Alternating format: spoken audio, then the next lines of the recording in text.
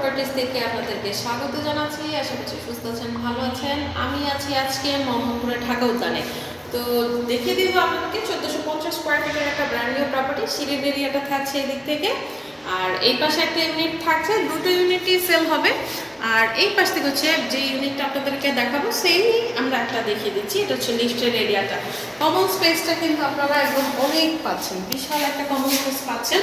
এখানে 6 কাঠা land area আছে, যেটার মধ্যে দুটো করে ইউনিট করা হয়েছে।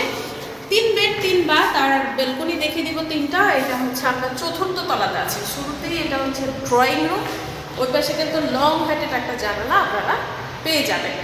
আর এই পাশটা হচ্ছে ডাইনিংয়ের একটা স্পেস। তো ডাইনিং স্পেসটাও কিন্তু অনেক থাকছে।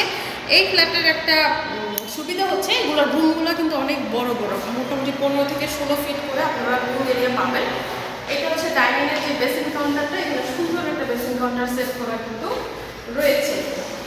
আর এই পাশে হচ্ছে কমন একটা বাথ এরিয়া থাকছে, যেটা আমাদের গেস্ট বেডরুমের পাশেই কিন্তু কমন বাথ এরিয়াটা থাকছে।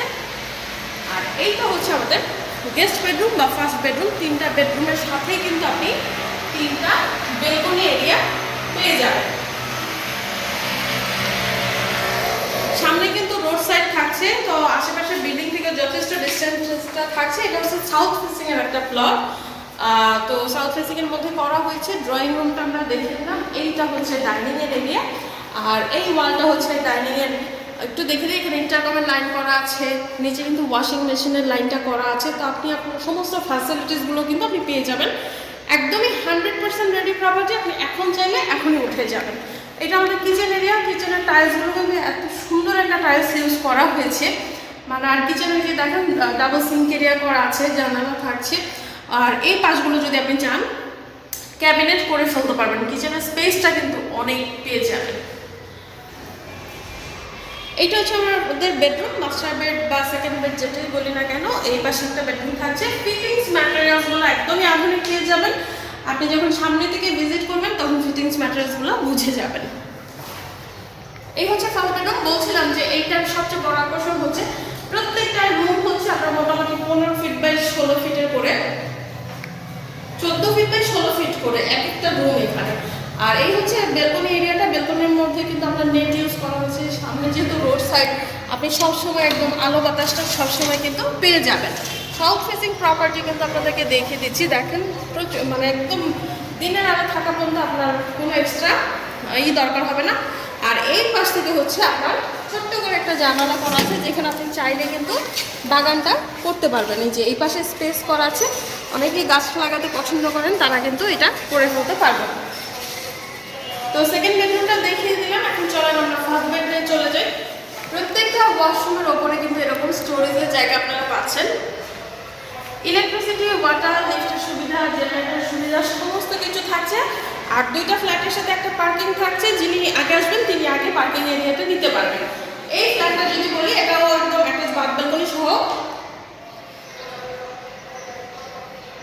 এটা একদম 16 ফিট বাই আপনার 14 ফিটের একটা ফ্ল্যাট কিন্তু আমরা দেখছি। 16 বাই 14 ফিটের মানে রুম এটা। আর এটা হচ্ছে আমাদের ওয়াশরুমটা। এখানে কিন্তু সুন্দর একটা ফ্লোরাল টাইলস ইউজ করা হয়েছে।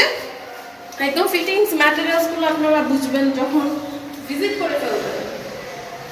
আর এই পাশে হচ্ছে বেলকনি এরিয়াটা। এই বেলকনিটা অনেক বড়। দেখেন 4 ফিট বাই 6 ফিটের শুধু একটা বেলকনি আপনি এখানে পাবেন। মানে এটা এত বড় একটা বেলকনি। তো আমাদের কিন্তু আবার বলে দিই, আমরা ঢাকা উদ্যানে আছি। এখান থেকে আমরা 1450 স্কোয়ার ফিটের একটা ব্র্যান্ডেড প্রপার্টি আপনাদেরকে দেখিয়ে দিলাম। সাউথ ফেসিং 4র্থ তলাতে আছে। সম্পূর্ণ বিল্ডিংটা 10 তলা। তো 4 তলার একটা প্রপার্টি দেখিয়ে দিলাম।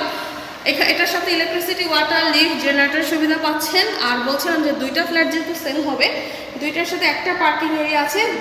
মানে যে আগে আসবেন উনি পার্কিংটা নিতে পারবেন। 3 বেড 3 বাথ আর 3 বেলকনির এই প্রপার্টিটা ভিজিট করতে, ডিটেলস জানতে আমাদের স্ক্রিনে দেখা নাম্বারে কন্ট্যাক্ট করতে হবে। নতুন প্রপার্টি নিয়ে আবার চলে আসবো। সুস্থ থাকবেন, ভালো থাকবেন। ধন্যবাদ।